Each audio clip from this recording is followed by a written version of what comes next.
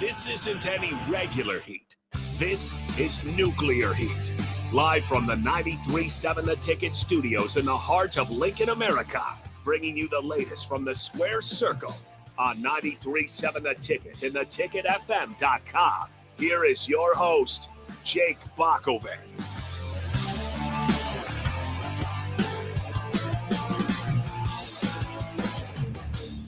Hello and welcome to another edition of Nuclear Heat here on 93.7 The Ticket. Happy to be back with you to talk some wrestling on this Sunday afternoon. A lot of NFL football going on, a lot of great college football going on yesterday. But we got Augie in studio here with his Eagles shirt on, a diehard Eagles fan. Yep. I would say, sorry for this and that, but you guys have been pretty successful lately, so there's no problems there. Yeah, pretty excited about it, and let's see if we can go to 5-0 today. It's better than being a Cardinals fan, which is where I sit. So that's kind of tough. So instead of doing that and thinking sadly about the Cardinals, let's turn our attention to FASTLANE, which was in Indianapolis yesterday. Once again, this is Nuclear Heat. If you're new to it, it is our weekly wrestling podcast here on 93.7 The Ticket. We get it in when we can, and we wanted to be able to jump in here after a premium live event. And a spot opened up, so we jumped on it. And we're happy to be here with you. I've said this before, this is primarily a sports radio station. If you don't like wrestling, you're not going to like this show. But maybe if you do kind of remember wrestling or think back in the days, there's still some names that we might bring up that might kind of draw you back in.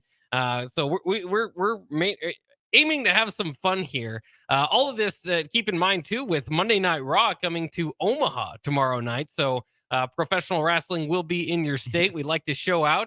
And can't wait for that. Although the card is a little not the best so far. I mean, they didn't promote anything really too much for it. I can go over the matches here in a second. But you excited for Raw to come to Omaha, Nebraska? Oh, yeah. I think it's always a great time, to see the superstars, just be there at those live events. If you've never been to a live event, it's a fun time. The crowd really gets into it. Wrestlers really sell it.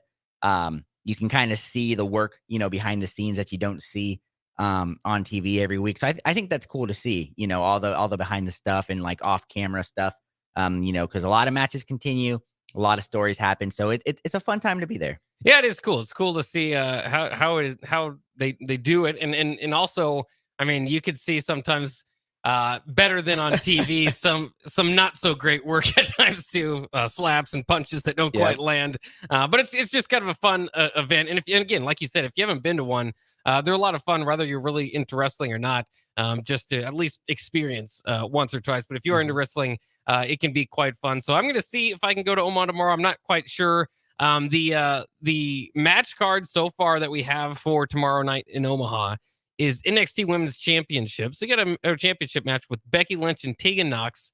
Not really sure where they're going to go with that, because I'm assuming Becky Lynch is going to carry over and not lose this on Raw, but you wonder how long she's going to be on the NXT brand, being such a popular name. But they've been doing a pretty good job of dropping some of the main event level people, and certainly top shows type of people down to NXT to battle AEW basically. And AEW's got this huge championship night coming up on Tuesday night as well. NXT's been teasing, as much as The Undertaker, and just a lot of comebacks there. So it's kind of interesting what's going on. To a degree, Monday Night Raw in Omaha is getting a little bit overshadowed by Tuesday night NXT. Yeah, and that's unfortunate. It seems to happen sometimes when they come to smaller cities. Yeah, they'll do that. But you're right. I mean, AEW is kind of on a hot streak right now. On those Tuesday, and I think they're Tuesdays and Thursdays, I think. And going up against NXT, you got to do something about that. And yeah, I was very surprised when I saw the Undertaker, being the NXT promo. And Becky Lynch, if she's gonna drop it, it's got to be on NXT. But I mean, I think they've been talking about her versus Tegan Nox for a while. Because that's a young. They're trying to bring all these NXT superstars up, to be big names, because, as we've mentioned it before, we don't pay as much attention to NXT. And I don't know if it's just because, the names aren't down there, or it's kind of seen as a developmental league. So, they're trying to change the ratings for that. So I don't know. We'll see what happens. Yeah. It'll be exciting stuff. But once again, this is Nuclear Heat here on 93.7 The Ticket, WWE Week in Review podcast here. I'm Jake Bakoven, your host, along with Nuclear Heat contributor Augie Pena, as we go through the storylines. A couple other matchups set to take place in Omaha on Raw tomorrow night. Kofi Kingston and Ivar of the Viking Raiders in a Vikings rules match. So obviously that favors the Viking Raider, you would think, in Ivar here. And he's been having actually a little bit of a push. I mean, he's a big enough guy, and athletic enough, durable enough. And they've got a few guys on that roster in WWE that can do it, but he's been paired with the Viking Raiders this whole time. But Ivar getting a bit of a singles push. I wouldn't be surprised to see him beat former WWE champion Kofi Kingston tomorrow night. But at the same time, they are telling the story of Viking Raiders against New Day, and New Day needs a win if they're going to continue to tell that story, because lately it's been all Ivar and the Viking Raiders. Yeah, and when you say it's a push, I kind of laugh at that, because it is a push, but it's just been victories against the New Day, So That's I mean, they've maybe thrown a one or two in there, but yeah, I mean, this has been a very long feud. I didn't expect it to be this long. I didn't expect it to be kind of as entertaining, but they've been putting on some really good matches. For as much as we talked about the Viking Raiders kind of being jobbers for a while there, they have a cool design, a cool entrance. I mean, they're great in the ring, so good for them. I do like Ivar here in this match, over Kofi, just because, I mean, right now all Kofi has is he's a former world champion, and one third of the New Day until Big E comes back. Yeah. So yeah, we'll see. I mean, a Vikings rules match. We'll see what they do with that. Yeah. That's interesting. Yeah, and by the way, too, if you're in the Viking Raiders, it's better to be named Ivar than Eric. Yep. Eric is somewhat of a Viking name. I get it, but you certainly sound like more the Viking with Ivar. The only other match that's scheduled for tomorrow night, and this will definitely draw you in, is Nia Jax and Raquel Rodriguez. I know you're a huge Nia Jax fan. No, yeah. Yeah, this might be the one where I take my pups on a walk or something like that, during Monday Night Raw. But no, I mean, as much as I dislike Nia Jax, she is brutal in the ring, realistically as well. With that, but I do like Raquel Rodriguez, and I think this will be a hard-hitting match, two giants, is what you would say of the women division in there, going at it. I think it could be a good match. It just, not the biggest Nia Jax fan, but you sit through those, to get your good matches as well. So yeah, and it's interesting because they do. I mean, they've got as far as their women's roster, they're starting to build more like bigger women that can really go. And so, I mean, we'll see. I don't know if Nia Jax is one I would consider one that can really go, but she's big enough that it's impressive for anybody to get a victory. They seem to be pushing her. Raquel Rodriguez kind of coming off the decline, not winning the championship in her title attempt. And so I would probably favor Nia Jax in this one, but you never know. I mean, it's WWE. Maybe they've already given up on Nia Jax 2 weeks in. Sometimes they do that sort of thing. But that's what we're looking forward to for Raw tomorrow night. Let's jump into Fastlane from last night. I believe in Indianapolis, Indiana, and we did see that play into the picture a little bit later into the night. We'll get into that. But they actually opened up with a tag team championship match between Cody Rhodes and main event Jey Uso against the Judgment Day, Damian Priest and Finn Balor. Of course, Cody Rhodes and Jey Uso, a new tag team. So let me ask you this, because I knew this kind of bothered me a little bit. They've got, I mean, if you look at their tag team championship run over the last several months, it's been in big hands, right? Yep. Sammy and KO, and now Judgment Day. And then, transitioning now, they do end up winning the match, Cody Rhodes and Jey Uso. So it's like they're highlighting the tag team division, but at the same time, Cody Rhodes and Jey Uso were not a tag team. No. They were just thrown together to win this match. And they kind of did that with KO and Sammy, but they had so much chemistry and past that it's like, okay, they're friends. They've been tag teams before. It makes sense. Rhodes and Uso don't necessarily have too much history together, certainly not as a tag team. Do you like even them getting a shot? I mean, being thrown in here together, two single event stars. It certainly made for a good match, an intriguing match, but you're jumping over a lot of tag teams that actually on the roster. I like them getting a chance just because this was a great match. I thought it was a really good match. It does tell a good story in there, but man, there's no reason to give them the title. There's one thing I like. The name for them could be the main event nightmares or something Yeah, like that'd that. be You cool. know, Yeah, something like you that, know, yeah. you put their names together. I kind of like that, but other than that, no, I don't agree with this. You know, I'm not. You know, I saw on social media a bunch of people are joking about Cody Rhodes, like, oh, he's finished. You know, he didn't finish his story, so now he's doing side quests. You know, Yeah. getting this title Yeah. because this is his first title back. You know, since he's been back in the WWE. And it's the unified tag team champs, which you're like, nobody would have thought of that. You know, Jey Uso, yeah, you know, he's made a living of this with his brother, but it's like, I can't really get excited about it because me being a big fan, knowing how the WWE operates, they'll probably have these titles 1 or 2 weeks, you know, maybe a Yeah. month if that. Will they drop it to the Judgment Day? Maybe, probably, you know. So it's one of those. It's like a filler. But I was very disappointed to kind of see that yesterday. Yeah, and I agree with you. I think the best route to go, and sometimes you get upset as fantasy booking about your own way you would do it. But I think a lot of times it's not too bad to, not everybody has to be Roman Reigns. Not everybody has to be Gunther and hold on to these titles and not have a chink in the armor at any time. I think if Judgment Day can retain these titles here fairly quickly, I can somewhat forgive this or look over it. But it does seem like, to your point, a bit of a downgrade for Cody Rhodes. I mean, he's the hottest among the hottest names, and I love what they're doing. We have no clue if it's going to be Cody Rhodes or LA Knight or The Rock or anybody to face Roman Reigns once we get to WrestleMania. I love that, but this seems to downgrade Cody Rhodes a little bit. And that's nothing against the tag team division, but again, it's so cool to have it in Judgment Day or in any faction because it builds up that faction regardless of whether the tag team division is strong or seen as a weaker title. And just to put it on single stars who are just that right now, like Jey Uso is in the hottest singles push of his career. And, you throw him right back in the tag team division is somewhat interesting. I also wonder if they did this, and they did it in a way that I can explain here, to help write off Priest for later in the night in what could have been a chance for him to cash in his Money in the Bank. So McDonough actually came out, accidentally hits Priest with the briefcase. Of course, throughout this Judgment Day, the other members came out as well, Dominic Mysterio and Rhea Ripley and such, and intervened.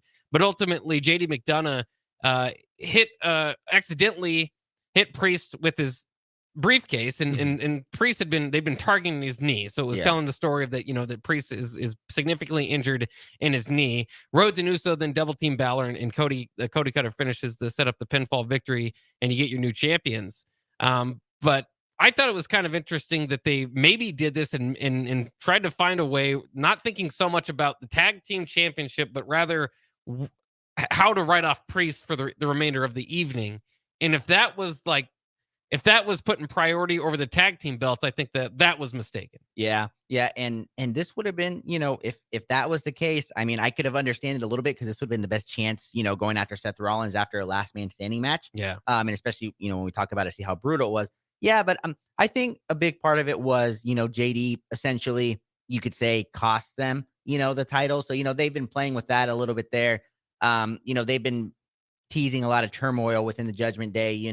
When Dom lost it, Rhea Ripley came out and was like, if you don't win the championship back right away, don't come back. So I wonder how that's going to play out here because Damian still does have is still Senior Money in the Bank. But what does Finn have now? Rhea still has her championship, which she's never defending. So there's never a risk at that. JD is probably done now because Damian was the one guy that never wanted him in initially. He's always been the hesitant one, and now he's really not going to want him in because he cost him the titles. Dominic still has that NXT North American title. Yeah, he went back. Yeah, he went back and won that, and now Priest or Finn has nothing, like as I mentioned. So we'll see what it comes down to tomorrow. But I just scratching my head at this one. It as we kind of talked a little bit, I was surprised that there was a title change on a FASTLANE kind of whatever they call a premium live event. Yeah. So that was a good swerve, I think, for the city of Indianapolis, the fans in there. But good guys win. Yeah, but I wasn't a huge fan of this. Yeah, it was a hot enough matchup to start the night. I would have booked it differently, but I mean, it was interesting. I think it was a good first match. It was like you know, they told the story well. I think both you and I just are a little bit Judgment Day fanning out here because we'd rather have seen them keep the titles. If they get them back, as we mentioned, I guess no harm, no foul. We'll kind of see where they go there. Of course, if you miss SmackDown, big development there is that Judgment Day is now working with the Bloodline. And so all of this seems to be setting up for in a few. Well, first you got to do go over to India and do Crown Jewel. But the next Premium Live event after that will be Survivor Series. And so it's probably setting up, major bad guy faction versus all the good guys that we saw kind of stare down the end SmackDown. Is it going to be like the War Games? That's where Survivor Series happens, right? That's where it happened last year. I could see that. I think that'd be fun. It'll pay off. I know we complain all the time, but WWE, they know what they're doing at most times. There's sometimes we're like, not really, but they know what's going on. So if it does happen at Survivor Series War Games, I think it'll be a huge payoff because that would be a huge match to have all the baby faces versus the heels. I think that'd be great, especially if they can bring Roman back into it somehow. But I can see that. Roman, by the way, coming back next in the next SmackDown, rather would have been Raw in Omaha, and then maybe we'd fill that place up, but we'll see. It would have been nice to see that because John Cena, Roman Reigns, Raw missed everything, man. Just seems to be stepping right over. Like WWE's really hot right now, just stepping right over Omaha for this Raw. But who knows? There could be something surprising and something fun that happens, and either way it's Raw in your city, so you can't complain too much about it. But I'm very excited for the future, and Judgment Day will get back into it later in the night just to continue talking about them. I think they're the hottest faction now. Do you think they've over? I mean, the Bloodline's so split right now that it's hard to say that they are. They're just kind of low in numbers, and you're still kind of wondering about Jimmy. So I mean, I think the Bloodlines lost their luster a little bit, and Judgment Day is now taking over as the hottest faction, and that's what they're playing off of. I mean, when Rhea Ripley told Paul Heyman to acknowledge her, that was awesome. I was into that. And did you see last night Rhea and Jay flirting? That a little bit. Yeah, she goes up, she's smiling. He's kind of smiling back. They're teasing that a little. Yeah, they're teasing that. So that's where it's like they can go in so many directions. They still want him, but they're fighting him. He takes the titles away from them. Finn might still tomorrow be like, hey, bring those titles back to the Judgment Day. Come on, do I don't know. It's turning on Cody. Was this the plan all along? Because Cody's been fighting for Jay. He brought him here, all that stuff. So there's a lot that can happen, man. It's whatever our heads play out, and then just hopefully WWE doesn't go with the safe route. Hopefully they go with that exciting route to keep it all going. And what is Ross still waiting for the trade return on Jay? I think they just threw that away. Forget about it. Yeah, well, I think everybody still thinks it's going to be Cody. So, if it is Cody and then they're the champion, but maybe I guess they got something to work with here. Yeah. And the brand split seems to be nothing anymore because everybody's on every show. They're doing that. So yeah, we'll see. Well, and that's they kind of protect that a little bit by having unified the tag team champions so that they could have Judgment Day be on both shows because they're such a hot act. Yep. Maybe they feel like they can get the same thing out of Cody Rhodes and Jey Uso, but I'd rather have Judgment Day on both shows than Rhodes and Uso. Though Rhodes will get a pop. If you just want to have one of the biggest pops of your company right now, you could have that on both shows. Oh yeah, 100%. And you mentioned it, and I know I mentioned it earlier. I forgot the tag team titles are unified until I see them. Until I see it's a red, and they have 4 belts. They it's like why don't they just, if this is a route, because they've been unified for what, like almost 2 years. Yeah, it seems like the something Usos like unified it. I can't remember over who, but yeah. They might as well just turn them into one title, because right now I don't see a scenario where, both brands, they split them, because they haven't done it yet. I mean, I guess it's a safe play. Like you said, they could. But yeah, I kind of forgot that was they'd really have to amp up their tag team division though, because it seems to be, I think it works to have a unified tag team title, at least right now, the way that they're scripting everything, because they don't have too many over tag teams right now. That I guess that works. It's just weird that they're carrying 4 belts all the time. I don't know. Kind of like when Roman had 3. That was weird to me. So I mean, it's try the vision to try to make it look like they're more dominant than they are. But. I guess. I just always thought that the red and blue titles were kind of ugly to begin with. So Yeah. I wasn't a huge fan of the colors on them. Does look a little cheap, but Yeah. it is what it is. We're gonna have to take a break here. We've only got through one match of Fastlane. We've got plenty more to talk about. Although it was a short card, there weren't that many matches. But it gives us time to kind of breathe through these and talk through them. And we'll do more of that.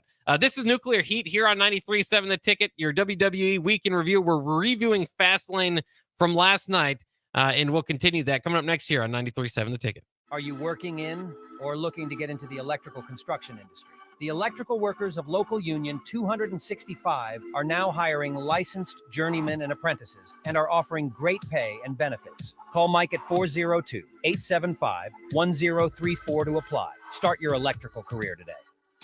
1 in 3 adults has prediabetes. 1 in 3. That means it could be you, your football buddy, your football buddy, or you, your best man, your worst man, you, your dog walker, your cat jogger.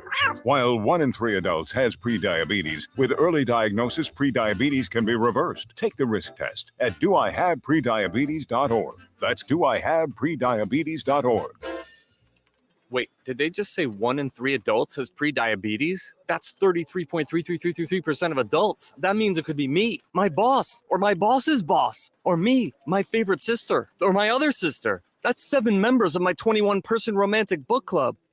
Wait, the 1 in 3 could be me, my karaoke partner Carol, or my karaoke enemy Jeff. I'm going to take the risk test at doihaveprediabetes.org. Brought to you by the Ad Council and its Prediabetes Awareness Partners. Back to Nuclear Heat with your host, Jake Bakoven, on 93.7 The Ticket and theticketfm.com. This is Nuclear Heat here on 93.7 The Ticket. Thanks for joining us. I'm your host, Jake Bakoven, alongside Nuclear Heat contributor August Pena. We are going through Fastlane from Indianapolis, Indiana last night. It was a lot of fun. Professional wrestling coming to your city as well. Omaha, Nebraska will host Monday Night Raw. We've mentioned throughout the show. We'll continue to do so. Just trying to get some people fired up to get to go there tomorrow, or at least see Nebraska, on the big screen tomorrow night. Of course, Nebraska football was on the big screen this past Friday. So, we get Nebraska here and there, but it's another chance for Nebraska to shine nationally. Let's jump back into Fastlane. We talked about the tag team championship, how they opened it up. Cody Rhodes and Jey Uso defeating Judgment Day to become the new champions. You went from that to the Street Profits and Bobby Lashley against Rey Mysterio and Santos Escobar. Selena Vega brought them down to the ring, but of course she's not going to even the odds. She's a female. You can't do the cross-gender match. The whole intrigue in this match was who was going to be the partner for LWO, as the other LWO members, who I've not committed to memory their names and will not do until they do something interesting, were taken out by the Street Profits Friday Night SmackDown. Ray said he was going to call somebody. They kind of did the story of whoever they called wasn't showing up. I mean, they didn't necessarily interview Ray or Santos Escobar and say, well, he's got 15 minutes or something, but they just kind of went out to the ring without him, and you knew there was going to be a surprise return at some point during this match. Another fun part of this match, by the way, was Vega did Meteora Montez Ford at one point, and that looked pretty cool. Commentary mentioned it should have been a disqualification, and it should have been. Because the refs saw it, and in general, you would disqualify that, because it wasn't a, I can understand if they're telling the story and maybe a female slaps a guy and you let it go, but this was a pretty effective Meteora. I was laughing pretty hard at that when I was watching the recap on it. It was great. I love when things like that happen. It's like, oh, it's maybe the ref wasn't supposed to see it, but the ref was in a position, they watched it, they're like, I can't do anything about it now. But I thought that was really funny, because I was there too. I was like, this doesn't make sense, but it is what it is. It was fun. It was a fun part of the match. So and it was 3-on-2, so maybe the ref was just kind of thinking, well, until they get another member, I guess outside interference can help. And I mean, Zelina Vega is like 4'2", 75 pounds, so the ref was probably like, this doesn't even the odds, even close to it. But that was a great move. That was a great sell by Montez Ford as well. So and I know Selena Vega is so small that at times, it takes away the believability, but she can put on one heck of a match. I'd love to see her represent LW a little bit more. They've thrown her into like championship bouts, and outside of that, like she's just going to walk, Ray down to the ring. I'd like to see her get a little bit more involved. But in any case, the big surprise of the night was Carlito made his return to even the odds, ends up hitting a backstabber on Ford for the victory. And so it's kind of interesting because LWO, who was put together, was very over, selling a lot of merchandise, but not ever winning up until this feud, starts winning once Bobby Lashley goes with the Street Profits, which seemed to be a dream pairing for them to start mowing over the roster.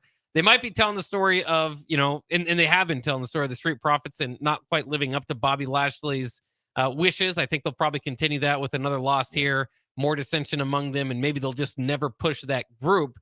Seems kind of odd because there's a lot of potential there.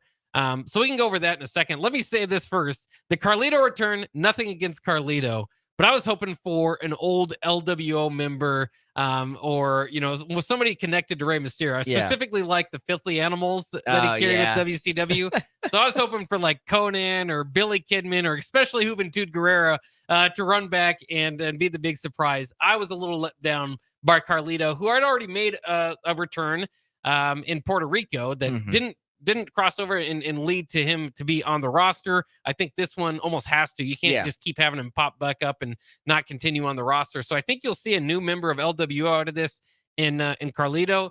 Did that big return do it for you? I mean, I expected it because, as you mentioned, he returned in Puerto Rico and they had said he signed a contract. Yeah. So he was on no other shows. It's like, it's going to probably be Carlito. I love it because, that like 2005 to like 2010 when Carlito was big, and he was a full-time member of the roster and everything there. I loved him. I loved his character of, I spit in the people, and he bites the apple and he spits in your face in the hair. And he still looks great at this age. But I'll be honest with you. I would have been happy for anybody, to really come down there. Any of those guys you mentioned, I was kind of like, if it is Carlito, that's cool. But I was, as you said, I was very shocked that they did this against Bobby Lashley and the Street Profits, who I thought were going to just be dominant and bulldoze through everybody. And, they got sacrificed for Carlito, to come back here at this point. So we'll see. It's very strange because it's like I get it that the Street Profits haven't been, had a third guy, but they've been very dominant. Like they're an established multi-time tag team champion, both brands. Yep. And now all of a sudden they're struggling with chemistry.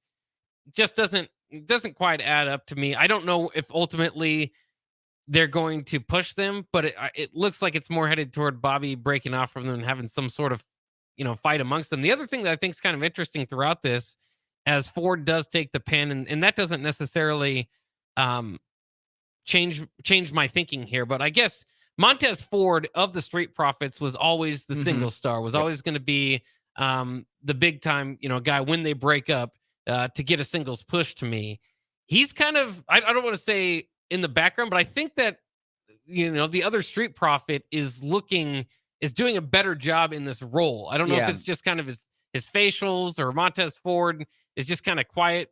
Dawkins to me, and again, I don't necessarily love the booking that they're going with, but Dawkins seems to be a better fit for this act than Ford has been. Yeah, and that maybe makes sense because Ford, is the one that's can go solo. He can have a single future, a push. You can see him, as a singles champ there. So maybe this whole thing is to find something for Dawkins. Maybe Dawkins and Lashley, because Dawkins is a big guy. Yeah, he's the big bruiser. Ford is by far the more entertaining, the more polished. Better in the ring, better on the mic. I think people get behind him more, but possibly the way it's looking, because they haven't been doing great, is it makes sense to me, is they were finding this for Dawkins. Ford might split off, and then you got a Dawkins Lashley pairing. I don't know, something like that. I would love that. I think if that's how you break them up, I think that'd be a good idea. They'd be big. Because Dawkins and Lashley could put together quite a fearsome group. Yep. And fight up against Ford. He'd have to have his upway battle, and he's so athletic. I mean, I think that could be a good way that this is going. There's not a whole lot of other, lot of other ways that they can save this, because it just seems so odd, other than making them get their comeuppance, I suppose, against LWO and then start bulldozing the roster. Yeah, and I will say this: if the WWE can if if they could build up Judgment Day the way that they did with them losing every single match, every time, but they still are dominant. They're still one of the hottest factions. I think they can save the Lashley Street Profits pairing, but man, they got to do some work on that because it's not looking great. Yeah, I definitely did not expect LWO to get the win, but as soon as Carlito makes his return, obviously, it kind of lets that be known. A little bit interesting here. Xavier Woods brings a Pizza Hut box to the commentary team wearing a Pizza Hut jacket. I just thought that was kind of note because we always talk about it's better to have TV time. Yeah. You know, you just don't want to be stuck in catering.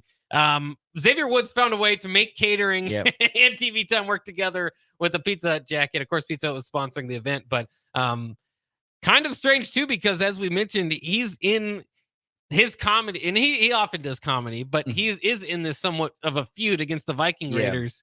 To just pause that and be funny Pizza Hut guy. You know, and I'm overly. I mean, nobody's really going to remember this coming out of it, but I thought that was interesting in the at least. Well, I will say this: you could tell Pizza Hut sponsored it because they were shoving Pizza Hut down our throat the whole time. That's right. And I'll tell you what, I might go get Pizza Hut for dinner, you know, because that's what I was thinking last night after I was watching it. But man, Pizza Hut was everywhere on this, and I thought it was funny. I thought it was great. I love Xavier Woods. I personally do. I follow, he has like YouTube pages and he does all that. He does video game stuff. He's a great guy, great wrestler, great on the mic, all that stuff. So I thought it was hilarious. But man, Pizza Hut was everywhere during the show yesterday. Yeah. I'll be honest. I went and got a not Pizza Hut. I checked Pizza Hut's prices and I decided no. So I went and got a what is it? Stuffed crust pizza from a local grocery store. It's not as good, but it costs a little less. Well, does Pizza Hut sell stuffed crust anymore? Yeah, they do. They just charge. Pizza Hut's not a sponsor, so we can say they just charge you a lot for it. Oh, okay. Yeah. Well, Pizza Hut's always been more expensive. So I know that, but man, yeah. All right. I'm getting hungry, so let's get going. Let's move on. The next match, absolutely, really enjoyed. Io Sky against Asuka and Charlotte Flair. This was, of course, for the championship, women's championship that Io Sky holds. I thought this was just a good overall match and a good feud for Io Sky to prove that she belongs. Of course, she had her help along the way. But during this match, kind of surprising, an early missed shot from Asuka to Charlotte. Usually you save that for later in the match, but that kind of told the story, got Charlotte out of the way for a while. Io Sky and Asuka were doing battle. Bianca helped distract, ultimately gets distracted. Io gets the pin on Charlotte as Bianca distracted Asuka, I believe. And then, Io gets a hit on Charlotte. Oh, she distracted the ref. That's what happened. And it was Bailey. It was Bailey that came in and that's right. And distracted the ref there. Yeah. That's what it was. Yeah. So basically Charlotte had a hold on Asuka. Asuka was tapping. The ref was distracted by Bailey. And then Io Sky came from the sky, hit on Bailey, got a hit on Charlotte Flair and got the pin for the win. Which is interesting because they had been telling, kind of a dissension story with Io Sky and Bailey. Yeah. Yeah. And I was surprised because, at the beginning of the match, Io, was it right before they went behind the scenes and Io was pretty much like, hey, I'm going to do this by myself. Right. To Dakota Kai and Didn't Bailey. want Bailey's help. Yeah. It's because she wants to prove, that she's a champ there. But man, I will tell you this, that was a good match. I really enjoyed it. It was Io can really fly, she can really put on a show. But man, I was about to pull out my hair when Charlotte put the figure, what is the figure 4? Is that what they call it? On Asuka. And I was like, is she gonna win? Because Charlotte can win at any time. WWE will always let Charlotte win a championship. She can be gone whenever. for 3 years, do whatever she wants. As soon as she comes back, she's gonna win a title. But man, I don't know if you saw, but when she had that, her ribs were really sticking out, and Io just comes right on. I was like, see, it's moments like those you're just like, man, these, they really put in work. But no, I thought it was a great match, and I thought it was a great distraction by Bailey, to get that going. I'm surprised because I feel like I know Charlotte took the pin, which one surprised me. You never expect Charlotte Flair to take the pin, but I didn't think any lady really looked weak in this one, which I thought they did a great job of storytelling. They did a great job putting on the match. They had botches here and there. We saw that, but I thought it was entertaining. And I do think that you're probably going to see, I don't know if it's going to lead to a feud or just kind of a quick rematch, but Charlotte obviously has an argument. Yeah. So I think you'll see Io Sky and Charlotte. I don't think there's necessarily a reason to keep Asuka moving along. So we'll see if she kind of branches off and does something different. But I think that could be good for your kind of next setup as Io Sky. And then obviously you're always going to have Bailey there for trash talk and interference. Yeah. You know what? As long as Charlotte Flair, doesn't break Ric Flair's record before John Cena does, her dad, record, I'm okay with it. So, have this feud happen. It would be great because Charlotte is great in the ring. She's great in the ring. She's great on the mic. She's one of the most dominant there ever has. But man, I'm loving Io as a champ. I think it's great. It's great to have an underdog like that be the champ. Yeah, I'm loving it too. Coming up after that, Pat McAfee actually came out. Of course, he was a former Indianapolis Colt, so that was kind of big for him. Had spent earlier the day, he was on College Game Day, so busy day for Pat McAfee. Introduced John Cena and LA Knight to the crowd. So you got the LA Knight and John Cena pairing against Jimmy in Solo. Solo Sikoa, that is. Paul Heyman, by the way, I thought they did a good job. They've been telling us he's not dyeing his hair anymore, so he's kind of got the stress gray hair look because Roman's been gone for so long. Just those small details Paul Heyman can throw in always reminds you why he's one of the best. In any case, the story was for the longest time was that LA Knight couldn't get tagged into the match. He eventually gets the hot tag and really takes advantage of the opportunity. You end up with a 5-knuckle shuffle into a BFT, a blunt force trauma, which is Knight's finishing move to get the victory in the pin over Jimmy. Interesting here. I will say this, and I've been a big time fan of LA Knight and the LA Knight push. With John Cena's return, I think it's a good to get kind of the rub, and they did that initially with the Miz feud with LA Knight. I would have much rather liked something a little bit more organic to get LA Knight into all of this. I mean, they're putting all their hot guys together. Said hot guys, hot acts, not over characters. All right, together. Some of them look pretty good. I don't know. No, but they've got a lot of their hot acts over, and obviously setting up for Survivor Series or whatever. Yeah, but I would have just rather liked something a little bit more organic. Whether it would be end up winning. And maybe they can still do it, but this seems and it works. Everybody's on board. You're still getting the chance. You're still getting everybody very excited when LA Knight comes to the ring. It's just there's something about it to me that's a little bit bothersome, and it might have to do too with his in-ring work, which is it's fine. It's just not anything spectacular. And so to me, it feels forced rather than organic, which his whole thing was an organic, the crowd had brought him up to this moment. Like SmackDown, Paul Heyman saying he's the next big thing. I don't know. It just all feels forced to me. Man, this is where I love that we can just talk about this because I'm on the opposite side. I'm a huge LA Knight fan. I'm really behind him. And I thought this was fine. It was a fun match. It was exciting. You can tell John Cena loved being here. I don't know if you saw how animated he was, but man, John Cena was selling everything over the top. I was a little they always go with that story where the hot hand doesn't get the tag right away. So I felt like Knight's part in this match wasn't as big as it probably should have been. So I agree with you there. But they're trying to, for once, I will say this, for once, the WWE is kind of listening to the fans, and now it seems like they're really getting behind LA Knight. So something like this, I think, as a big LA Knight fan, is a good sign for him to come. Are they overdoing it a little bit? Maybe, but that's what you got to do. He's hot, he's on fire. His entrance, everybody screaming that, man, you heard that pop when he got tagged in. It was huge. Oh yeah, it was one of the biggest pops of the night, and that's how it is. In there. So I'm not as disappointed as you are in that. I'm okay with it. I really want him to be one of the guys that challenges Romans at WrestleMania. So I'm still holding that out there. I say that every week. So if they got to keep rubbing John Cena, giving him the John Cena rub on there, then keep it going. Yeah. I mean, I think it's going to set up for a very interesting elimination chamber if they haven't set up. They could, or they might already have you might be able to see where the match is going, but they could have a very interesting thing going there heading into WrestleMania. I would have just rather had them win. They gave him these chances before, like win Money in the Bank or Royal Rumble down the line or a U.S. title run for a while and just kind of organically and then lead to something like this to where once he's in with the main event players, it's like he's earned his spot.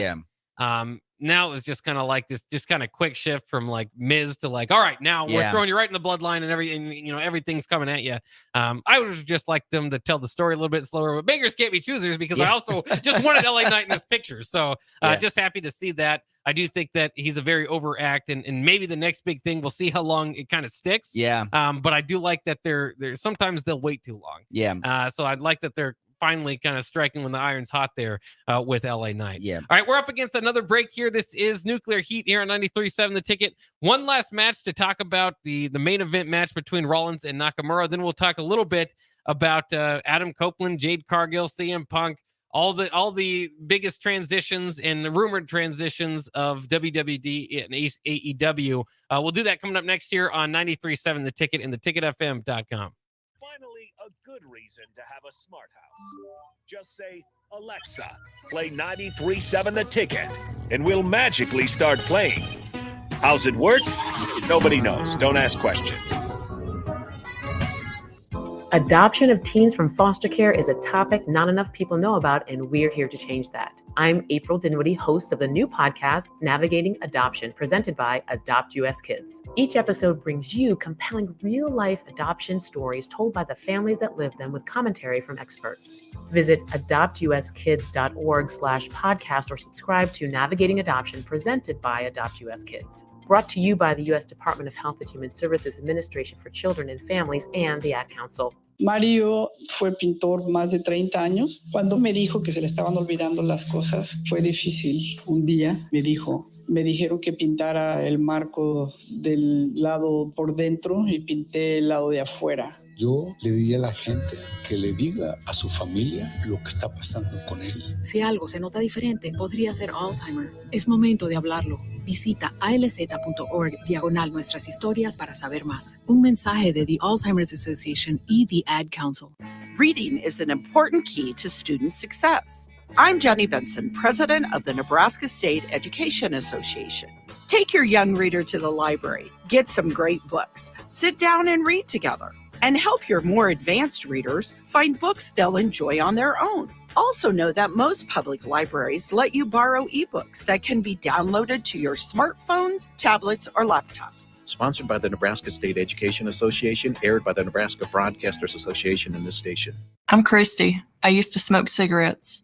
I had smoker's cough and severe shortness of breath, and I knew I had to quit. Then I tried e-cigarettes, but I just ended up using both. I really didn't start to get better until I quit smoking completely.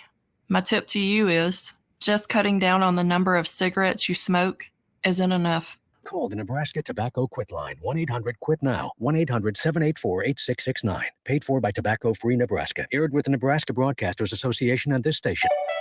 Back to Nuclear Heat with your host, Jake Bakoven, on 93.7 The Ticket and theticketfm.com. We're back for one final segment of our WWE Week in Review show here on 93.7 The Ticket. This is Nuclear Heat. I'm Jake Bakoven, your host, alongside Nuclear Heat contributor Augie Pena. And we've got one last match here to talk about from FASTLANE. It was the main event. But before we get into the main event, WWE kind of covered some of the bases here by going backstage, I suppose, and showing Judgment Day having to convince Priest not to cash in. He wanted to cash in his Money in the Bank. He, of course, is Senor in the Bank. Yeah. And he wanted to be able to do it. He's limping around. Basically, the rest of Judgment Day is trying to convince him not to. And McDonough's still with them. So that's kind of interesting because they didn't show the dissension there. But ultimately, it takes Rhea Ripley to convince him not to, and takes the briefcase away from him. They're telling the story too of Rhea Ripley. The Judgment Day is not supposed to have a leader. Yeah, Rhea Ripley's kind of assumed that role. Yeah, which is interesting. And right for now, Priest is still submissive to her, I suppose, or able to listen to her. I kind of wonder how long they go, and eventually when they do break up the Judgment Day, if there will be dissension between those two, butting heads, because with Edge now out of the company and far gone, those were kind of the two other initial members of Judgment Day. Yeah, and I agree 100%. She's called the shots from essentially, from when Edge was gone. Yeah. And they're not supposed to have a leader, but I thought it was really interesting because I know they played Damian being injured and that's probably why they didn't want it to happen. But I thought what they were going to do was, she takes the briefcase. That green briefcase is still there. It's still in the picture. Remember, they've brought that back in. But no, it kind of makes sense. But now this kind of makes me worried because, as you said, there's going to be probably a fallout, between Damian and Rhea. Is this all going to cost Damian, when he cashes in? Because like I said, I know it's FASTLANE, but if you were going to cash in, especially after we talk about the match that, Rollins and Shinsuke had, why would you not have it be that? Because, Priest was pretty much saying, I don't care about the tag team championships anymore. It's like, it's whatever. We lost it. I can get this championship, which, made sense, if they were going to drop it there. So it is interesting. And Rhea I don't know about you, but she does such a great job. She kind of makes me mad because she is making all these decisions for them. She's not letting them do what they want to do, which is good because, it could cost them and, it could cost them a cash in or something there. But just the way they're just so submissive to it, all of them, it's like they could be arguing, feuding. She comes in, she botches her lines and everything, but they're still submission, and sorry, I had to throw that in there because she botches her lines a lot. She's a great character, great in the ring, but man, she cannot talk. And so, everything there, it's interesting. I think it's, it's leading up. It seems like it's leading up to a huge blowout, maybe around WrestleMania time, it's going to cost everybody their titles. We'll see what happens, but man, I just get so mad that they're so submissive to her. So I'm sorry. Well, it's interesting too, because they've kind of moved away from, for a while, it was Priest and Balor that were butting heads, and they were telling that story every week to the point of it was kind of exhausting. Yeah. And they never split up or eventually, kind of iron that out or whatever. And so that's kind of not really part of the story anymore. Yeah. But I am interested, as you mentioned, Priest was basically saying that he didn't want to leave that night without a title. So maybe it doesn't mean, but if he does kind of look forward, is starting to focus more on his Money in the Bank situation, then maybe they don't want to retaliate and try to get those titles back. So that's kind of something to pay attention to too. Yeah. And something, we didn't get a cover because it was on, I think, last Monday Night Raw, but Rhea got mad at Damian Priest because Dominic Mysterio dropped that NXT title because Rhea wasn't there. And she said she left him in charge. And one of the lines Damian said was, hey, Rhea, I still have my title. That's Dominic doesn't. And now it's reversed. I know he's still Senior Money in the Bank, but that's not a title. That's a chance at a title. And that's not always a guarantee. So now it's, everybody else besides he and Finn Balor have that title. Yeah. So we'll see how they play into that. Well, and interesting too, as you bring that up, that Finn Balor is, as you mentioned earlier, the only one that doesn't have anything. Yep. And he's kind of been palling around with JD McDonough. So maybe they go back to that story. We'll see. It's been the longest time that McDonough's trying to get into Judgment Day, and I think they're going to continue to tell that story now with another another spot where he cost them the tag team championships. I, for the longest time, was like, because I was excited to see who they're going to bring in the Judgment Day. JD McDonough, didn't know much about him, NXT type of stuff, and I was like, that's not really doing it for me. He's kind of earning his way into my graces of wanting them to join the Judgment Day. Even I don't know that as they walk out as a group, he looks like part of the group. Yeah, he does, and he's great at storytelling. He's great at making mistakes and helping, being there, kind of being a side character there. And he and Finn have history of like 20-something years. They bring it up all the time. Yeah. So I think I want him to get a spot in there. But if he doesn't, it's got to be filled by somebody huge, somebody like a Jey Uso or something like that, if they're not going to give it to JD. So I agree. So the last match of the night was Rollins and Nakamura, a feud that's basically been telling the same story, that Nakamura is targeting Rollins' back. They continued that here with the Last Man Standings match. A lot of great spots, a really good match, regardless of really, if you like kind of wrestling, hardcore wrestling, this was a good one. Nakamura even used the mist at one point, which was red to face, to get into Rollins' face, and so that kind of looked cool because it kind of looked like blood or something, but eventually the only problem I did have is that they were fighting and they were so tired, and it was such a long match that Rollins hit a pedigree in a curb stomp like in the crowd, and it just looked really weird. Like he didn't land either of them very clean, and it didn't necessarily look very good. But in the end, they ended up keep telling the story that Rollins just would not could not give up, kept getting up at 10. I always like Michael Cole saying, for the love of God, for your own children, for your life, all that stuff. Don't get up. And they did another good job of that. Eventually, though, you do get the victory as for Rollins, as he retains the championship. Nakamura does not get up in time, and they go off air to that. A little bit disappointed because, again, with this Rollins Nakamura match, it didn't have enough heat on it. I know they have a championship attached to it, but I would have much rather seen a Cena and Knight against Solo and Jimmy there, or even what they opened up with the Cody Rhodes and Jey Uso against the Judgment Day. Those are more over stories to me. And so when they put a different match in the main event, you think, okay, that's to set up something to happen. When nothing happens at the end, other than the match ending, it's a little bit disappointing. And that's kind of how I felt about it. It was like, okay, great match. Rollins still, we never really expected Nakamura throughout this feud to win it. It was just kind of a placeholder. And, there might have been a time in the match when the table fell on Jay that they are on Rollins where they kind of got me there. Well, I guess they could give it to Nakamura because it wouldn't change WWE storytelling as we know it too much, because it's just not that big of a deal right now, at least in my mind. So, there was a very slight chance that Nakamura was ever going to win this thing, and the fact that he didn't, and that's how they end the match, and there's no surprise, and they already, kind of covered their basis with Damian Priest. A little bit disappointing ending to me. Yeah, and as we've said, the Judgment Day is the hottest faction in the WWE. I was surprised that was the first match. The first match is a match to get the crowd engaged, get the crowd going in there. So, I would have liked that to be the main event. But another thing that kind of worries me is, Seth Rollins, they're kind of building him to be almost like an invincible John Cena / Roman Reigns type of character, because Shinsuke threw everything but the kitchen sink at him in this, and I feel like Rollins took most of the beating, and then he hits his finisher on Nakamura towards the end. And that was it. It takes one, it takes Rollins survives everything, blah, blah, blah, this and that, which, championship armor, they have it, on there.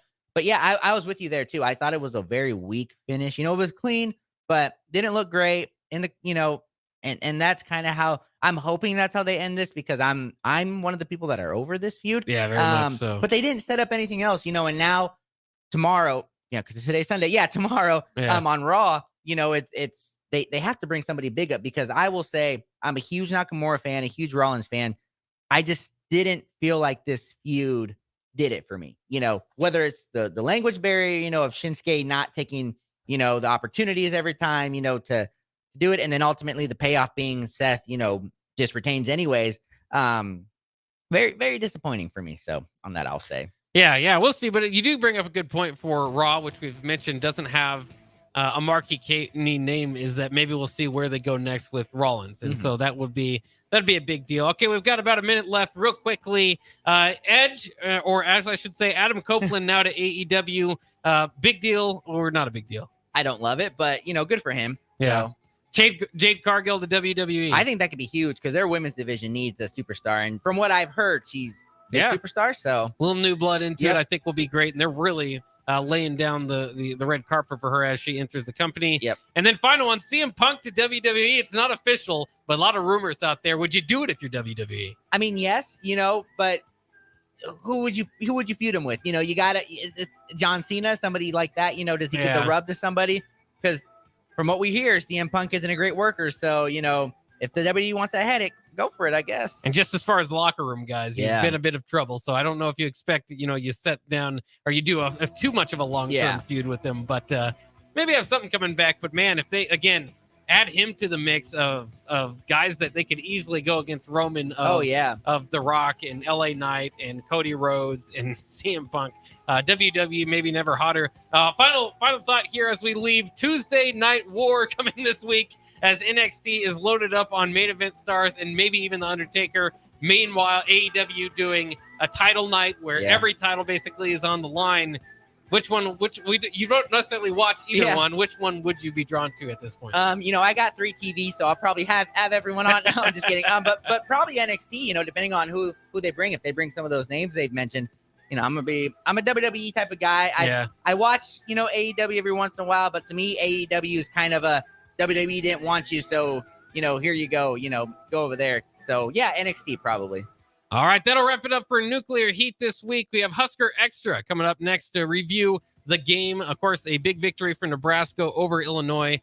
We'll do that coming up next year on 93.7 The Ticket.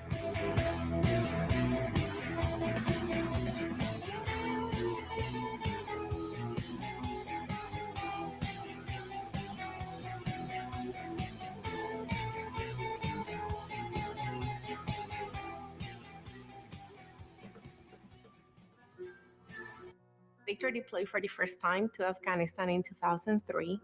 At 4 in the morning, my phone rang. They said, "I regret to inform you that your husband was wounded in action." Victor sustained a moderate traumatic brain injury. I was doing school full time, and I was also then caring for Victor. One of the most important elements of caregiving is taking care of yourself. I just didn't want to forget that I also had goals and that I also had a life. What I did is I challenged